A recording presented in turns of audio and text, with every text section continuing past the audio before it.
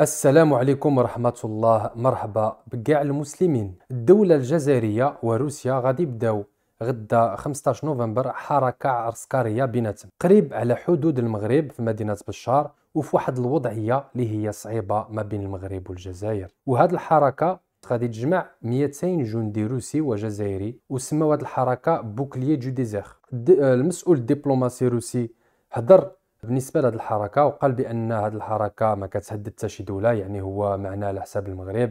يعني بعد شي هضرات في المغرب خرجوا بان قالوا هذه الحركه العسكريه كتهدد المغرب وهي زعما ضد المغرب، وجواب وهو جواب عسكري ديال الحركه اللي وقعت في المغرب سميتها افريكا لاين. المسؤول الروسي والمسؤولين الجزائريين كيقولوا بان هذه الحركه السبب ديالها هي ضد الارهاب، يعني كيدربوا باش يحاربوا الارهاب. شي نهار ان شاء الله نديروا فيديو على الارهاب في الساحل، ونديروا على فيديو على الارهاب في العالم، ونهضروا على النظام، على الانظمه ديال الارهاب وشكون اللي كيسلحهم وشكون اللي كينظمهم. نضحكوا شي شويه وتفهموا بان les méchants ne sont pas toujours les méchants et les gentils ne sont pas toujours les gentils qu'on croit. De toute façon, il n'y a pas de gentils, il n'y a pas de méchants في هذا العالم. من الجهه الاخرى المغرب دار حتى هو حركه عسكريه في شهر 6 اللي قلنا قبيلات عليها افريكان لاين، كانت فيها لوطان يعني امريكا واوروبا وكذا وكذا اسرائيل اول مره دير حركه عسكريه في الدول العربيه، قضيه ما كتبشرش بالخير.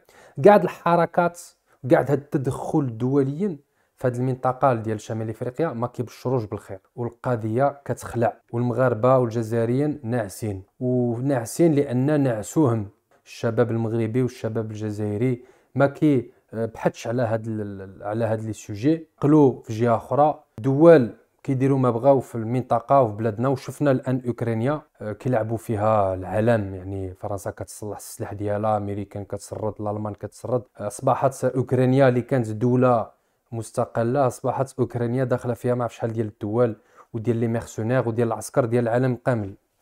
ولا حول ولا قوه الا بالله. بالنسبه للجزائر، الجزائر دارت يعني قبل هذه الحركه العسكريه دارت حركات اخرين. في اكتوبر هذا العام 2022 دارت حركه في البحر، يعني ماريتيم، دي زيكزيرس ميليتير ماريتيم افيك الروس. دارت حركه فوستوك 2022 في شرق روسيا. كسر ما هذا الشيء العلاقه ما بين الروس والجزائر هي قويه بالنسبه للجيش والاستثمار العسكري، لان الروس كتسلح الجزائر بالماتيريال. يعني شفنا الجزائر كتشري السلاح اكثريه 70% du matériel militaire algérien provient de Russie. يعني هذا العام 2023 قالوا الجزائر بان غادي يطلعوا لو بودجي ديالهم 20 مليار، وغير مع الروس كاين ان كونترا دو 11 مليار دو دولار، 11 مليار، وفيه دبابات وفيه السوكوي اس يو 75. يعني ماتيريال كومبيتون.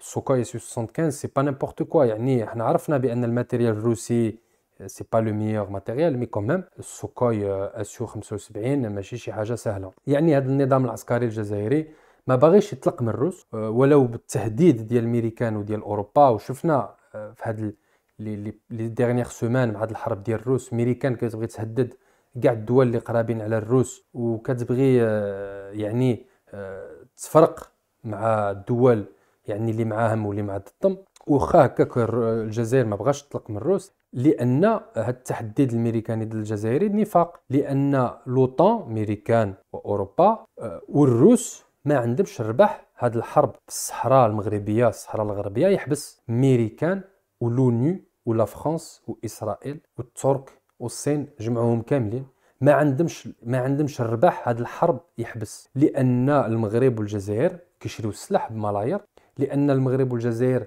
بهذه الحرب كيوليو محتاجين دبلوماسيين بالدول الاخرين. يبقاو هاد الدول هادو اللي كيصنعوا السلاح خصهم يدوروا الشركات ديالهم. يعني شاك اونتربريز ناسيونال، كل شركه وطنيه ديال العسكر ديال الجيش عندها شركات اخرين. سي ان ريزو، راه شبكه عظمى، راه شركه كيما شركات ديال السلاح ديال الامريكان راه كيخدموا معاهم ملايين ديال الناس في العالم كامل. لي زون دي سو تريتون دو الموند اونتي، يعني يا دي زانتيغي فينونسيي، مصالح اقتصاديا كبار في هذه القضيه ديال السلاح وديال العسكر. الصحراء الغربيه منطقه مغربيه، وباش نتفاهموا هاد الصحراء مستحيل تكون فيها شي نهار دوله ولا جمهوريه ولا بوليزاريا، لان هاد المنطقه خصها استقرار. وميريكان ولوطون والروس هما كيتبعوا مصلحتهم، وفي بعض المصالح ديال الامريكان وديال الروس ما خصهاش يبقى استقرار في ذاك المنطقه. يعني ذاك المنطقه الساحل والصحراء فيها ارهاب، يعني في موريتانيا في مالي موجودين، موجود دابا فاغنر، موجود الايران غادي نهضروا عليها من بعد.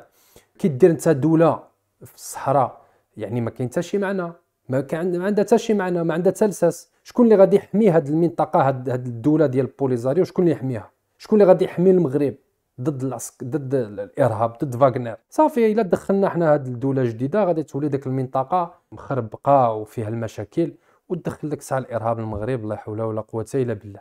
المغرب كما الجزائر حتى هو، حتى المغرب زاد الميزانيه عسكريه بالنسبه ل 2023 وصلت 11 مليار. الجزائر هي يعني الجزائر اللي كانت مسانسه بحجرات المليار بالنسبه للميزانيه ديالها في 2023 كما قلنا قبيله 23 مليار اللي هي 12% ديال البيب. هذا الشيء كارثه وحشومه. هنا فين كنشوفوا بان الناس من هاد البشر اللي كيحكموا فينا ما واعيينش لا في المغرب لا الجزائر. ويعني بالحق الا جينا زعما نتبعوا الحق في الجزائر اكثر. والقضيه ديال هاد القضيه الصحراء معكسه، لان كما قلنا ما كايناش رغبه سياسيه عالميه للحبس ديال هاد الحرب. يعني لو موند فو كي ان ستاتيو كو سا ريست كوم سا. بالنسبه للدول حتى هما ما كيقدموش الاخر. المغرب ما باغيش الدوله فونطوش، الدوله اللي ما عندها تلساس تجي معها في الحدود. الجزائر ما تلقاش من هذه القضيه ديال بوليزاريو اللي هو فوق بومديان والقذافي ومازالين ما تلقوا.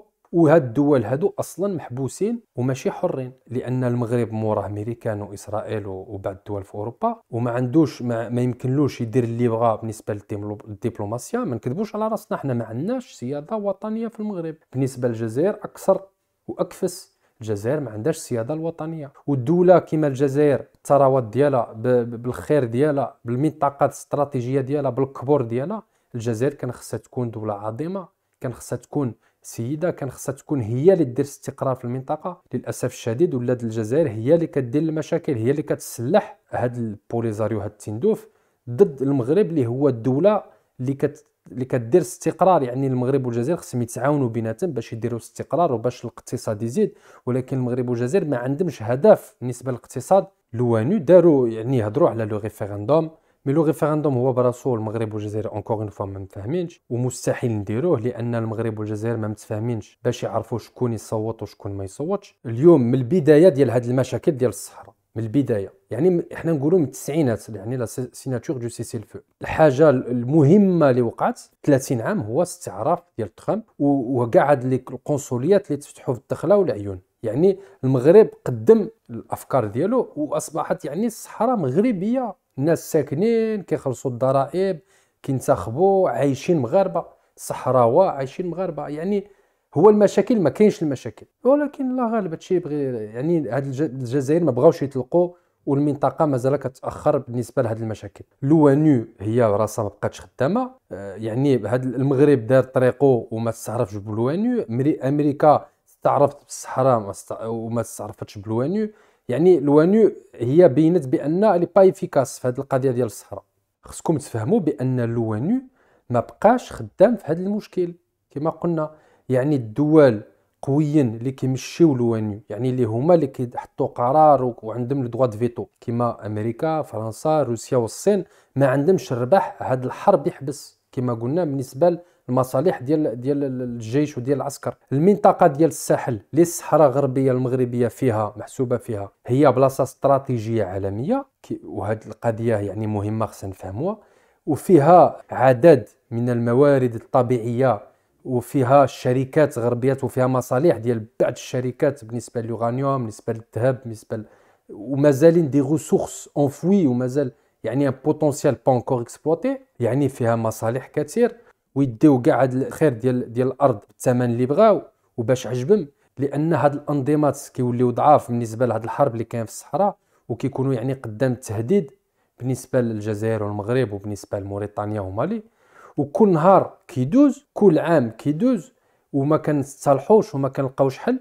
هاد القضيه كتزيد تشكل وكتزيد تعقد. ايران هي دخلت راسها، الايران اللي كانت على برا من هاد المشاكل ولات حتى هي كتدخل راسها. خصنا نشوفوا كل واحد يجي يدير صبعو، كل واحد غادي يبغي يجي يعني يدخل راسو باش يجبد كيما ليبيا كيما سوريا. مسؤول عسكري كبير ايراني كيستعرف بان ايران غادي تبيع الدرون للجزائر. مسؤول من تندوف كيستعرف بان الجزائر غادي تعطي الدرون لتندوف، يعني ايران غادي تعطي الدرون للجزائر والجزائر غادي تعطي الدرون لتندوف. هذا دليل بان الجزائر ما كتدفعش ما كديرش الاستقرار ديال المنطقه وكتزيد تخوي الزيت فوق النار. والمغرب حتى هو كيدير خطا، يعني داك الحركه العسكريه افريكان لاين اللي وقعت في 2000 في شهر 6 هو خطا وضد الاستقرار ديال المنطقه. شنو هو السؤال الواحد الا بغينا سي اون فو تروفي دي بون ريبونس، الا بغيتو تلقاو الجواب صحيح خصكم تعطيو أسئلة صحيحة. شنو هو المصالح ديال المغرب بالنسبة للشعب، وشنو هو